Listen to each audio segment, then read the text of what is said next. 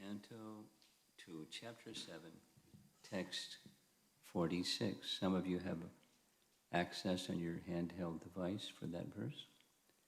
2, 7, 46. If you have the verse, we can chant responsively.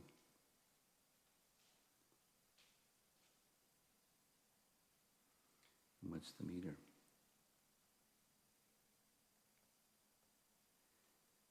Devai vadanti atititaracha deva mayam Shri Sudrahuna Shabara Apipapa Jiva. Okay. Devai vadanti Tevai vadantya titaranti cha deva mayam Shri Shudrahuna Shabara Apipapa Jiva Yadya Bhuta Krama Parayana Shila Shiksha Tiryajana Apikim Urushruta Dharanaye.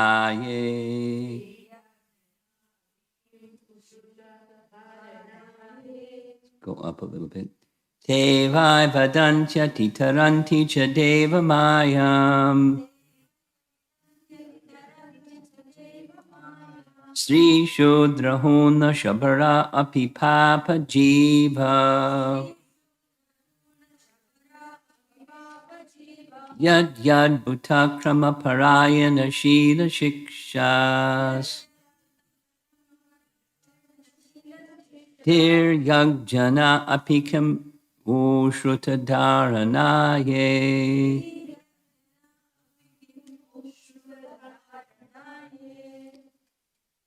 Premananda.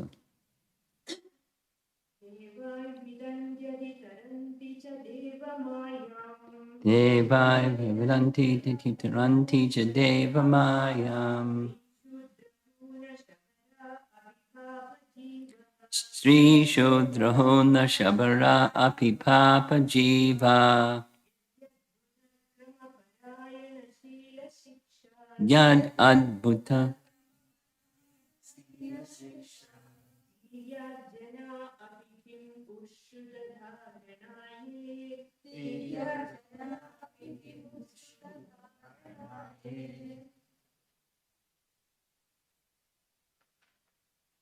Devai vidanti aditaranti cha deva mayam Devai vadanti titaranti cha deva mayam Sudrahuna Sahara Pipapa Jiva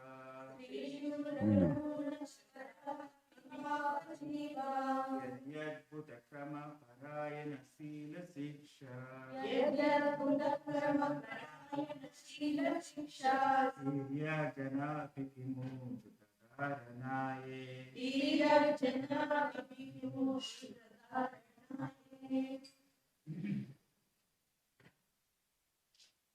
Devai vidanti atitaranti cha deva mayam Devai vedantya titaranti cha deva mayam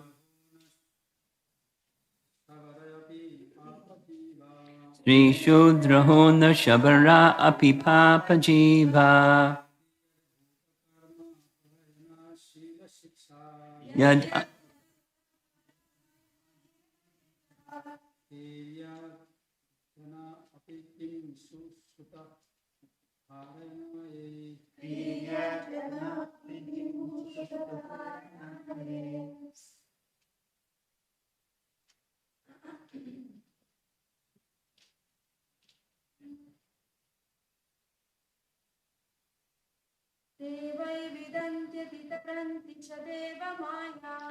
Devai vadanti titaranti cha deva mayam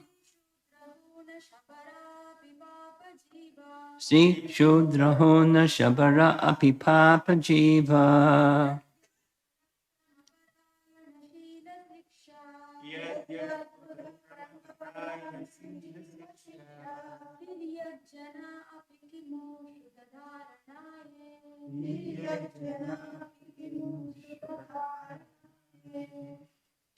Te, such persons, Vai, undoubtedly, Vedanti, do know, Atitaranti, surpass, Cha, also, Devamaya, the covering energy of the Lord,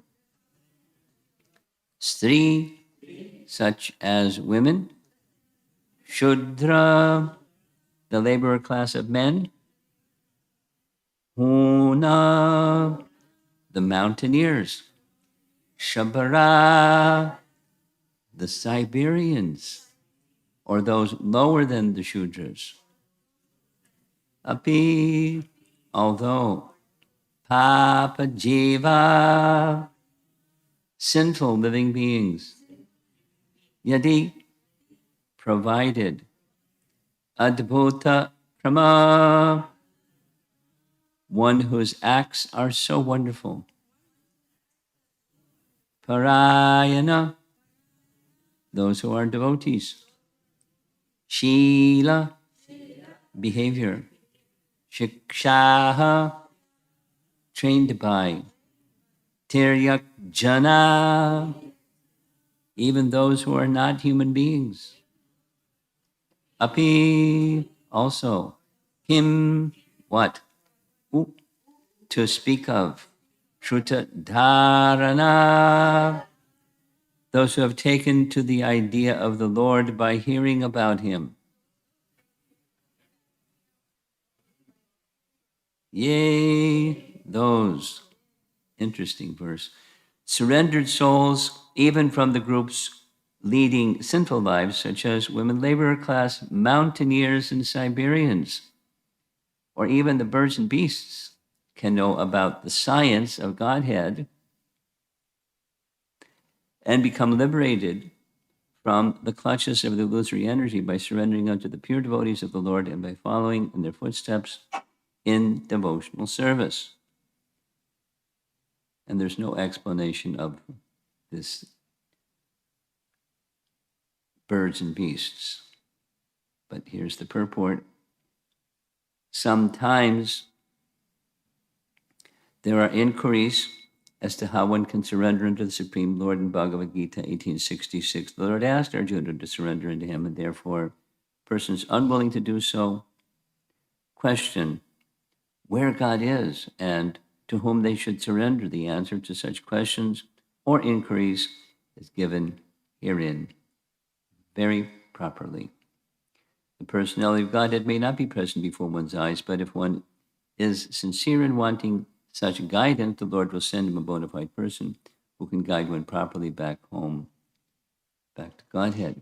There's no need of material qualification for making progress on the path of spiritual realization. In the material world, when one accepts some particular type of service, he is required to possess some particular type of qualification also. Without this, one is unfit for such service. But in the devotional service of the Lord, the only qualification required is surrender. Surrendering oneself is in one's own hand. If one likes, he can surrender immediately, without delay. And that begins his spiritual life. The bona fide representative of God is as good as God himself, or in other words, the loving representative of the Lord is more kind and more easy to approach. A sinful soul cannot approach the Lord directly, but such a sinful man can very easily approach a pure devotee of the Lord. And if one agrees to put himself under the guidance of such a pure devotee, such a devotee of the Lord, he can also understand the science of God and can also become like the transcendental pure devotee of the Lord and thus get his liberation back to Godhead, back home for eternal happiness. Paragraph. So, realization of the science of Godhead and relief from the unnecessary, useless struggle for existence are not at all difficult for the willing candidate, but they're very difficult for persons who are not surrendered souls, but only simple, profitless speculators. I have here commentary by Vishwanath Chakrabarti Thakur, and he quotes, as you can guess what he's going to quote. This is the same verse, gives the verse in his translation. Women, Shudras, Hunas, Shabras, and other sinfully born persons are also certainly cross over the material world and know the Lord if they learn about the qualities of the devotees of the Lord. If even animals can understand, how much more quickly can humans who hear from the mouth of Guru understand the Lord? Paragraph. Not only those great persons, but even lower persons have realized his powers.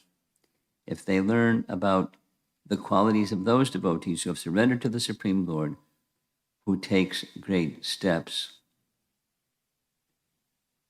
Urukrama, if they learn about devotees who do not discriminate between high and low, they also know the powers of the Lord, even if they are swans, elephants, parrots, or cranes.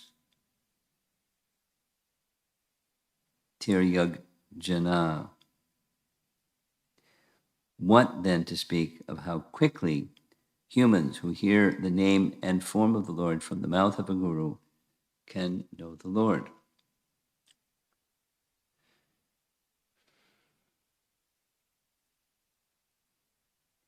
No, this is not a verse that Prabhupada would often quote, but the one that he would often quote is also from the second canto, Kiratu Ninda Polanda Pokrisha, that verse. And the word for word meaning of the hunas is a little different. Let's see if I can find that verse quickly.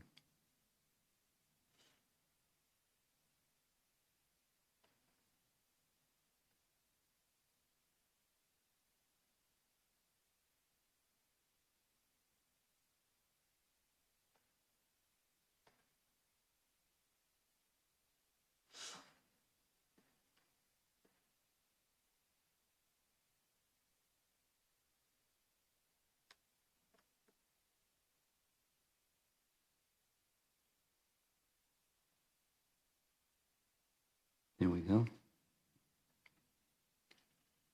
Huna, part of Germany and Russia.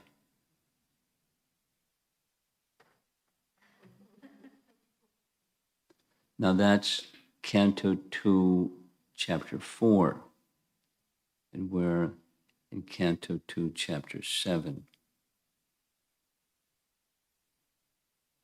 Of this, Kirata is a province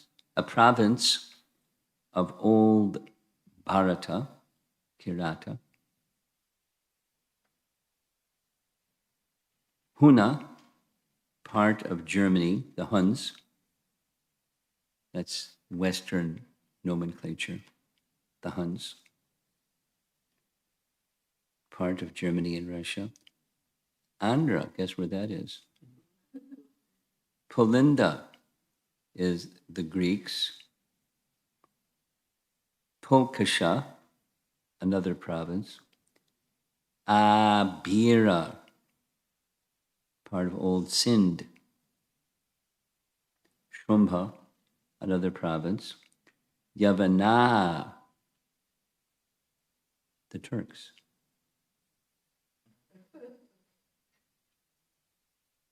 Kasha, Adaya, the Mongolian. Kasha Desh, Mongolians, and others, Papa. So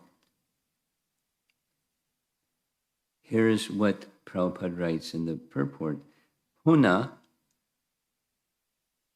the area of East Germany and part of Russia, is known as the province of the Hunas. Accordingly, sometimes a kind of hill tribe. as known as the Hunas. He goes into it about the Greeks from Mahabharata. This country was conquered by Bhimasen and Sahadev. The Greeks are also known as Pulindas.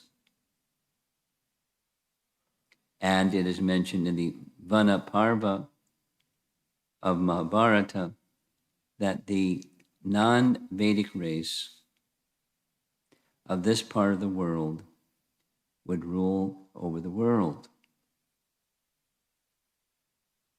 This Pulinda province was also one of the provinces of Bharata, and the inhabitants were classified amongst the Kshatriya kings, but later on, due to their giving up the Brahminical culture, they were mentioned as Mlechas, parentheses, just as those who are not followers of Islamic culture are called kafirs, and those who are not followers of Christian culture are called heathens. Let's go to Yavanas, because we often hear about the Yavanas. Yavana was the name of one of the sons of Maharaj Yayati. Those who attended the class yesterday evening know about Yayati. Yadu was one of Yayati's sons. But Yavana was another name of one of Yayati's sons, who was given the part of the world known as Turkey to rule. Therefore, the Turks are Yavanas, due to being descendants of Maharaj Yavana. The Yavanas were therefore Kshatriyas, and later on, by giving up the Brahminical culture, they became Mlecha Yavanas. Descriptions of the Yavanas are in the Mahabharata. A prince called Turvasu was also known as Yavana from Adi Parva, and his country was conquered by Sahadev, one of the Pandavas. The western Yavanas joined with Duryodhana in the Battle of Kurukshetra under the pressure of Krsna. It was foretold that these Yavanas would conquer India, and it proved to be true.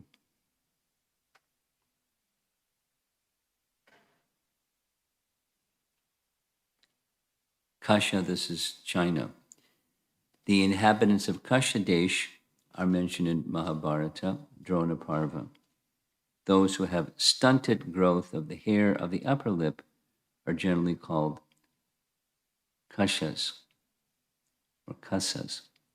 As such, the Kasas are the Mongolians, the Chinese, and others who are so designated.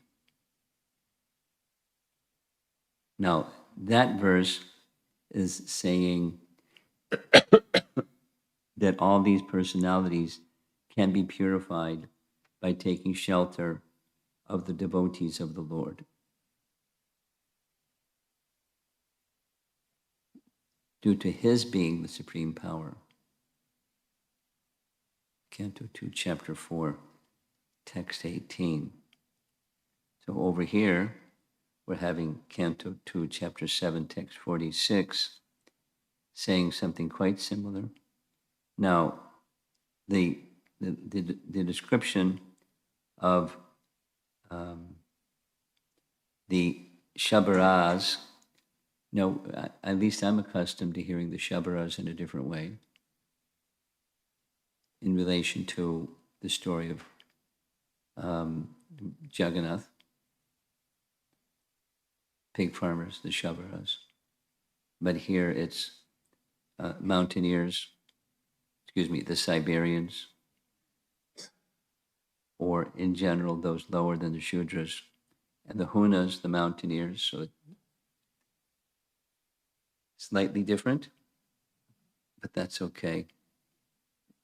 Same point. They can know about the science of Godhead and become liberated from the clutches of illusory energy by surrendering unto the pure devotees of the Lord.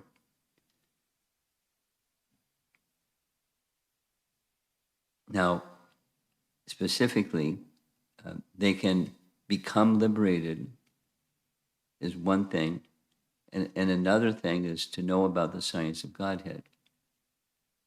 So all of that's fine, except for this one phrase here that's the those that are lower than human beings.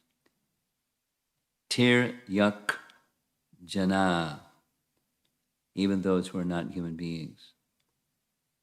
And in the translation, Prabhupada's translation, birds and beasts.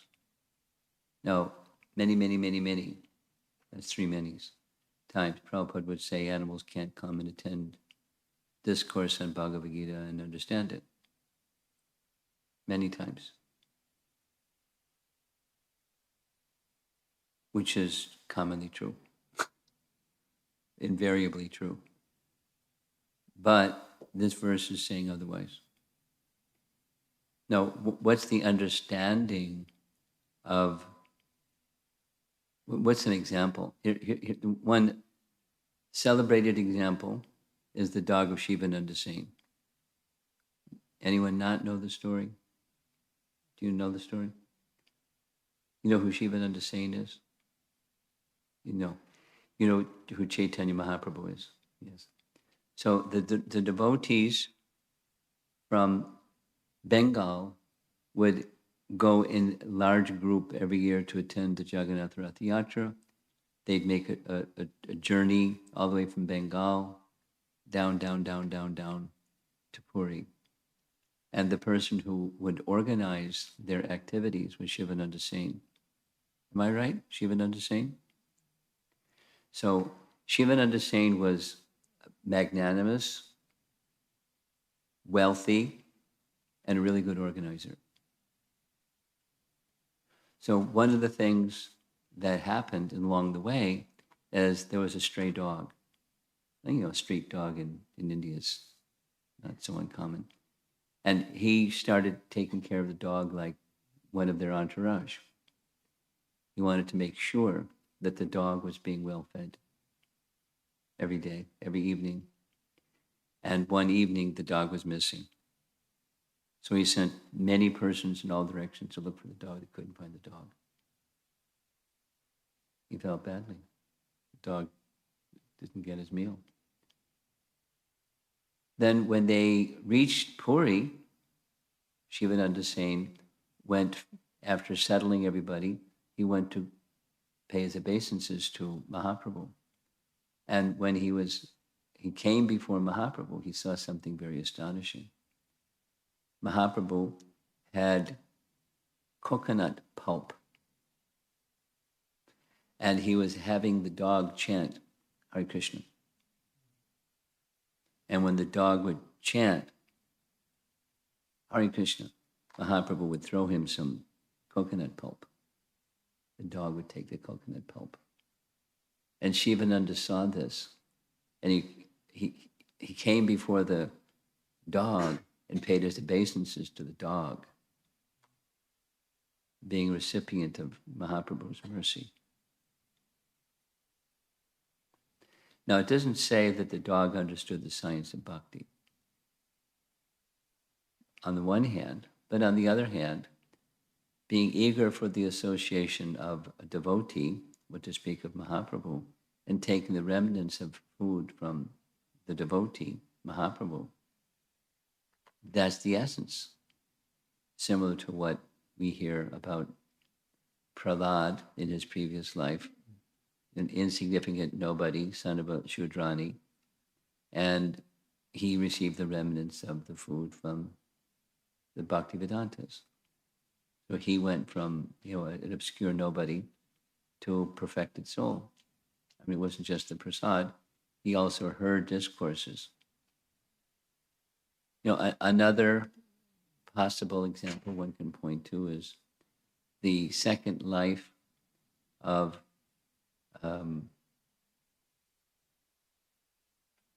Bharata Maharaj as a deer. He would sit wherever there was discourse of the sages and hear the discourse. And apparently, he could understand what the discourse was, although he was in the body of a deer.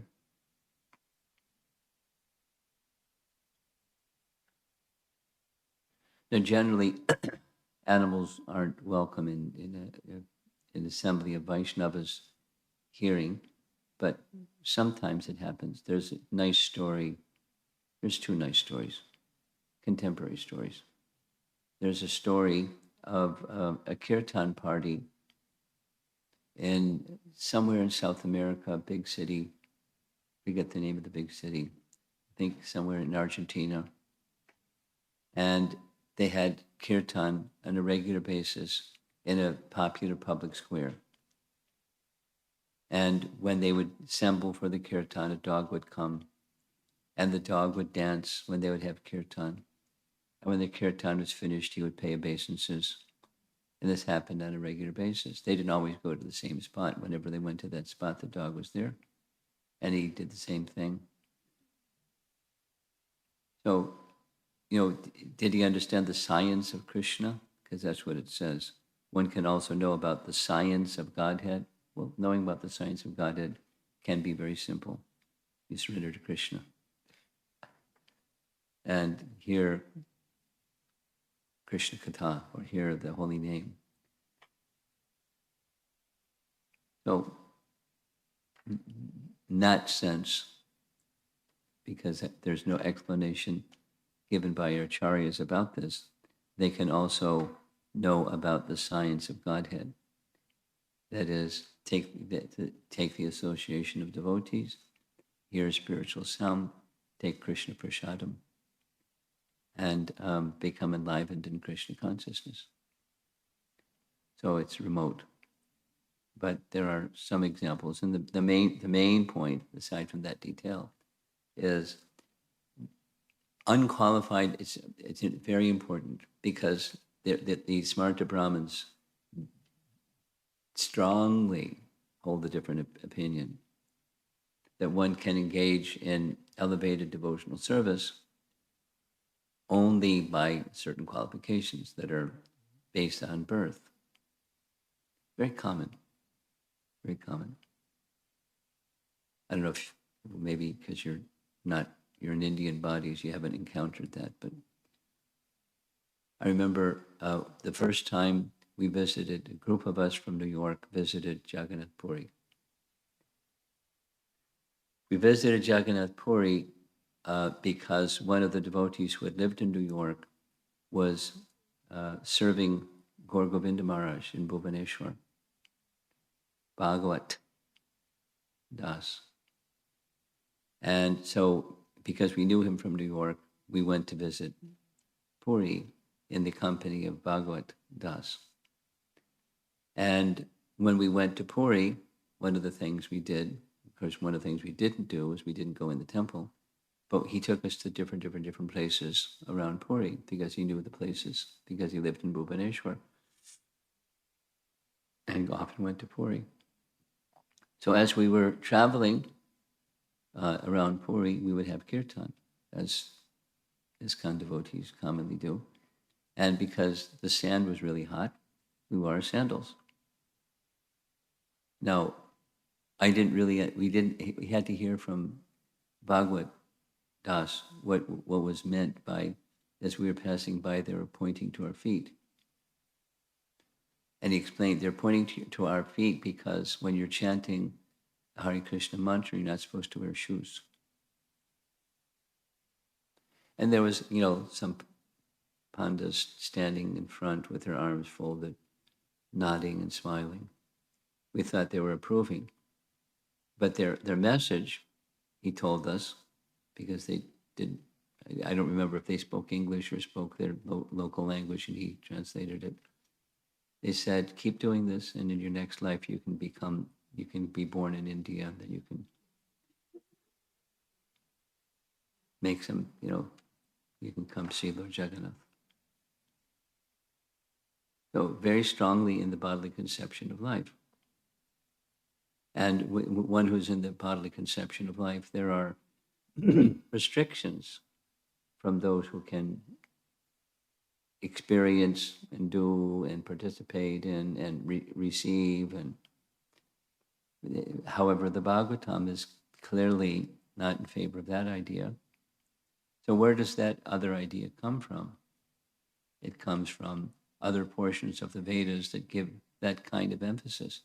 And it's it's clearly contrary to the conception of Bhagavad Gita that we're not the body, but where there's those who identify with the body, there's some encouragement for those who identify with the body how to become gradually elevated in various ways. And so they can get a better birth and a better birth. And the progressive system that's found within Vedic wisdom, the Vedic texts. So the Bhagavatam is the transcendental literature. It doesn't support that idea. It doesn't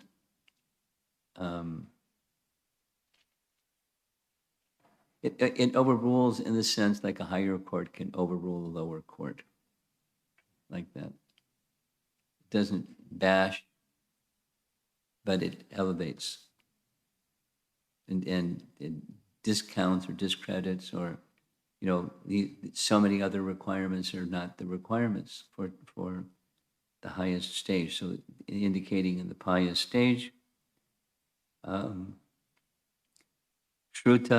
Dharana, those who have taken to the idea of the Lord by hearing about him.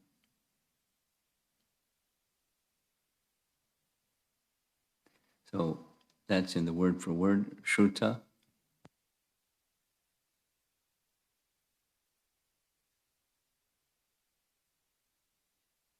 And in the translation,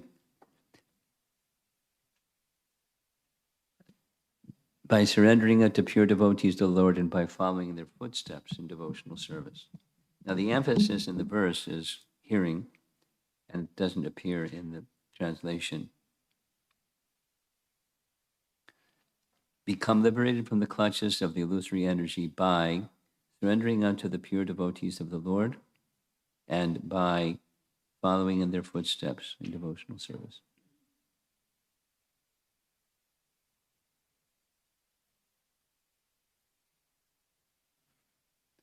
Here's one more story that I personally experienced. I shared this the other day. One of the persons in the audience really liked it, so I'll repeat it. For a number of years,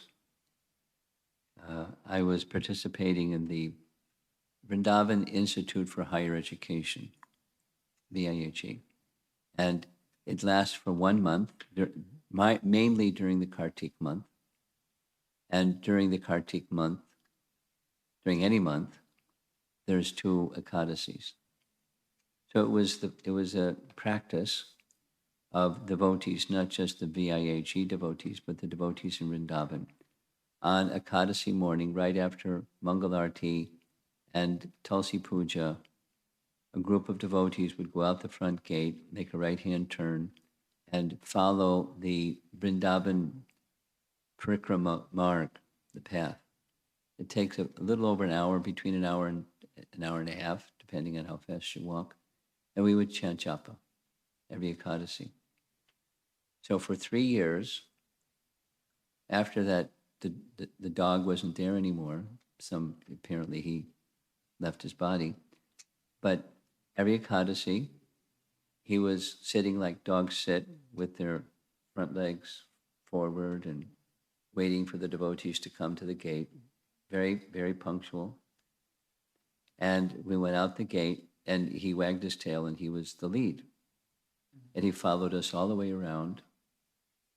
The Vrindavan, so there's Vrindavan, parikram, there's big, 30-day event, but there's also a small circle just around Vrindavan town. It's a path. And it starts, or it passes by, right very close to the Krishna Balaram temple, just a few blocks down, and you make a right-hand turn, and There you go. And the dog was out front, like, the guard dog. He was doing some service. He wasn't chanting, but he was doing some service. And there's a place, this southern side of that Parikrama Marg, where there's like an abandoned temple. And in that abandoned temple area, there's like a big field in front of it, and it's a hangout place for dogs. And dogs are territorial, right? So if you come in their territory, they're going to let you know. Woof, woof, stay away from our territory. So the dogs would come out, and our lead friend, dog, knew exactly, what the program was. And so 5 or 6 of them would come out and start, woofing, woof, woof, woof. And he, stood up very tall, and the hair on the back of his neck was stood up and growling and showing his teeth and, keeping them away until he passed. And then he trotted on and went back to the lead. And we followed us all the way around till we got to the front gate of Krishna Balaram Temple. And we went in the gate, and he paid us obeisances. And then went wherever he stayed, I don't know. And 2 times, 2 Ekadasis, I don't know what he does the rest of the month, but 2 Ekadasis, there he was for 3 years. So that's one way of understanding. He has an understanding of the science of Krishna. Now, I don't know if he observed Ekadasi the way that we observe Ekadasi, but the speculation was he was a devotee, and he made some offense, so he took birth in an animal form. And in his animal form, he still retained, by some super soul arrangement, some appreciation for Krishna and, attachment to the devotees, and wanted to serve the devotees and be with the devotees and observe Ekadasi in some manner or another. So it was impressive. It made a strong impression. Who knows? The living entities that are in Vrindavan are unique. Now, they do wild things too. Monkeys steal glasses and, another thing. They're not all well behaved.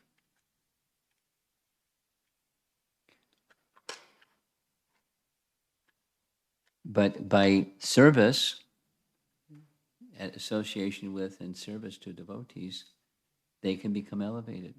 And so the emphasis is not so much on the animals, it's just the principle. Those who are less fortunate, for whatever the reasons, to take birth in such and such situation, that's not a disqualifier. Because the higher principle is the qualifier.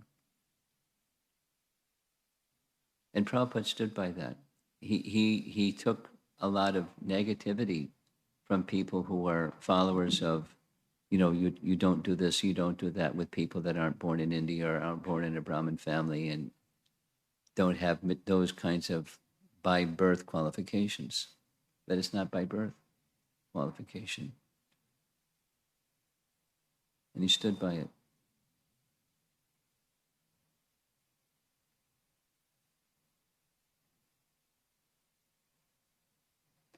So let's hear if there's some discussion. 8:15. Yes.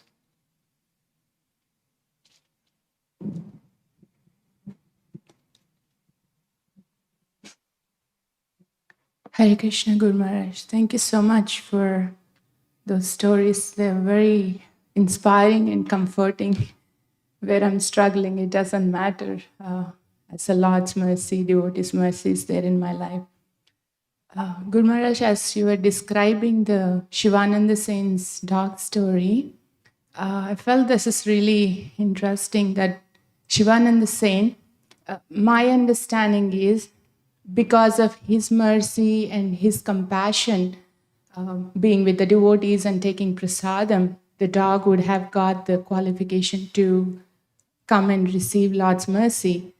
But turning around, Shivananda saying, going and offering obeisances to the dog, I felt it's really very moving to the heart. He's not taking any credit. Oh, yeah, I did it, so that's why he's getting it. Yes. He was understanding this dog got the mercy of Chaitanya Mahaprabhu. And if I could get Chaitanya Mahaprabhu to throw coconut pulp to me, how fortunate. He's humble and soft-hearted, very qualified, and also very humble. There's other examples of his humility and his transcendental realization.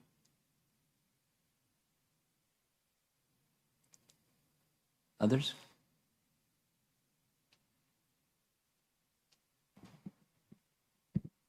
Hare Krishna Maharaj. So, if someone has some devotional credit, has been practicing all their life, but knowingly or unknowingly has been committing offenses, but they don't know they have been doing that, what would be the outcome of that in this lifetime as well as in the lifetimes to come? My answer is it depends. And the deciding personality is the personality of Godhead, but the deciding personality may also be the devotee. But even let's say the devotee is someone is offended and they don't take offense, then the personality of Godhead, particularly Nama Prabhu, may not forgive. So it depends. It depends on the condition of heart of that person and the severity of the offense and the consistency of the offense and the thought lessness behind the offense. So it depends. There's variables. The opportunity can be given for that person to become repentant before they leave this world. So there's things, there's variables, and it depends. Okay? Hare Krishna. You have something? That's it?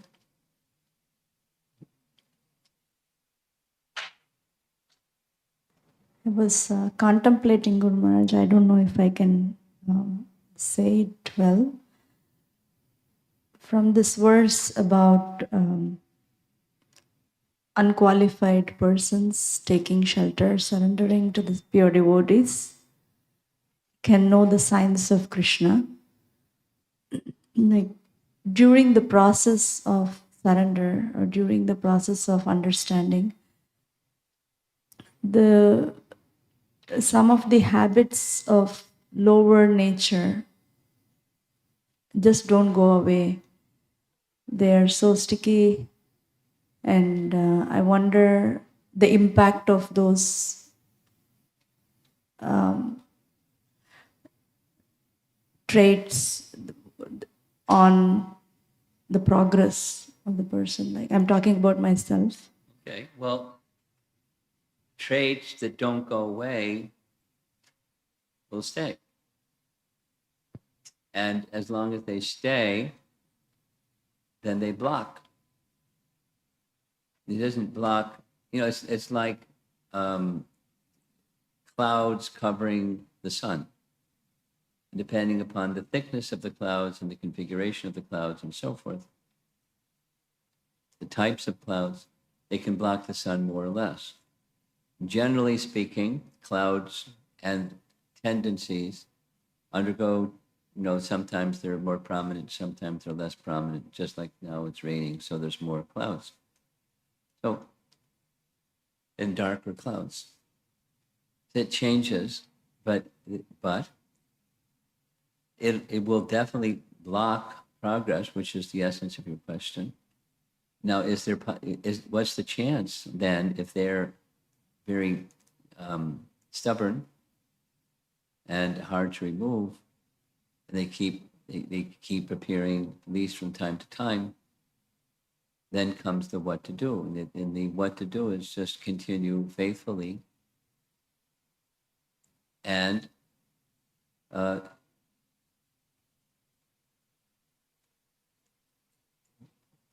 this is celebrated verse, often quoted verse, where Krishna speaks on this point, I'm sure you're aware, in Uddhava Gita. Such tendencies, one acknowledges them and goes on with devotional service in the hope that Krishna will be kind and help remove. So that's the patience part and the acceptance part. And then the remedy part is not just carry on with complacency, but try to one's capacity to strengthen the core activities of devotional practice, sadhana bhakti, with some consistency.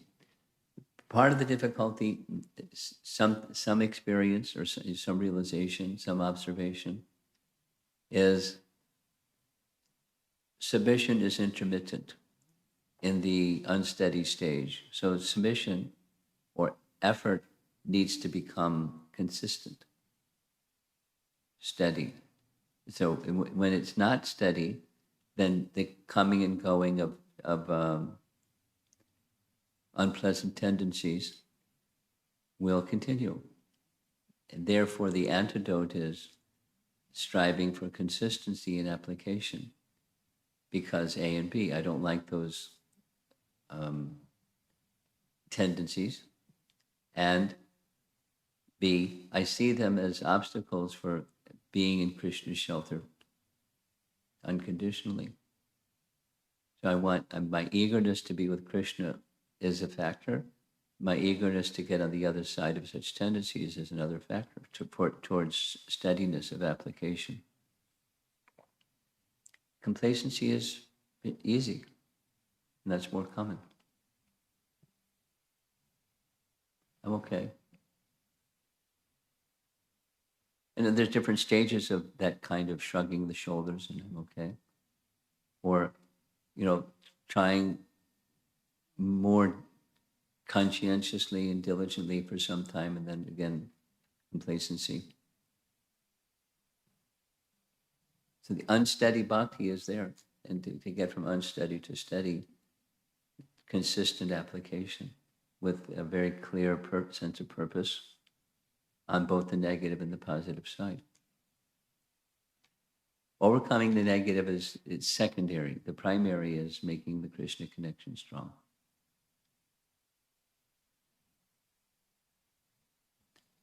Okay. Yeah. But if one person is in human form of life, one is supposed to make that conscientious effort. But if someone is not capable of making, You say not capable. What does that mean? meaning It's like unwilling. It's not capable. They're making a conscious choice. It's not capable. One consistently makes the choice of complacency. That's a choice. It's not able. some people are not able because there may be some complete blindness. Well, that's a choice also. The consequence of past choice doesn't the question you're asking is right on the topic of this morning's class, and I'll just say it again. There isn't a material obstacle. You say can't. I say choice.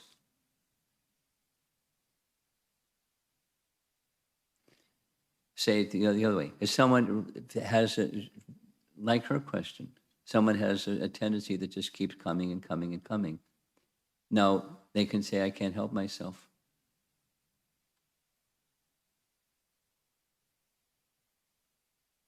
I'm lusty. I can't help myself. Fire and butter. I can't help myself. That's a choice. An intelligent person who has got all the faculties together, it is a choice. But there may be someone who don't have that type of a discriminative intelligence or ability. Krishna can give it. Krishna can give it. You're taking the position that's contrary to the Srimad Bhagavatam. So I can't agree with you. There's no material qualification, disqualification. Ahaitokiya pratiyata. No material qualification, disqualification stands. Bhakti is stronger. You take any example, somebody's deaf. The sound vibration still acts. And somebody is retarded. The sound vibration still acts. It's just have to be a spirit soul. That's pretty much everybody.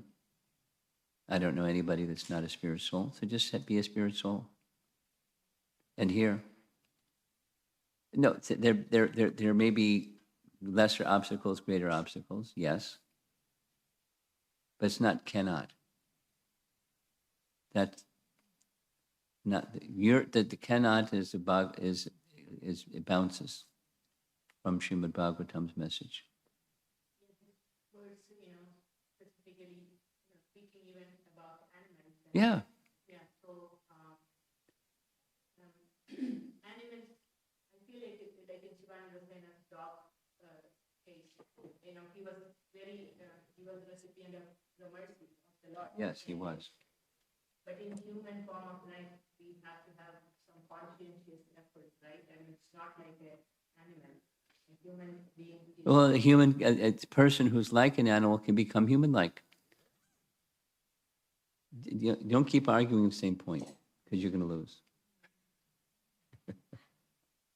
There's no material qualification, disqualification. Srila Prabhupada ki? Yeah. Right.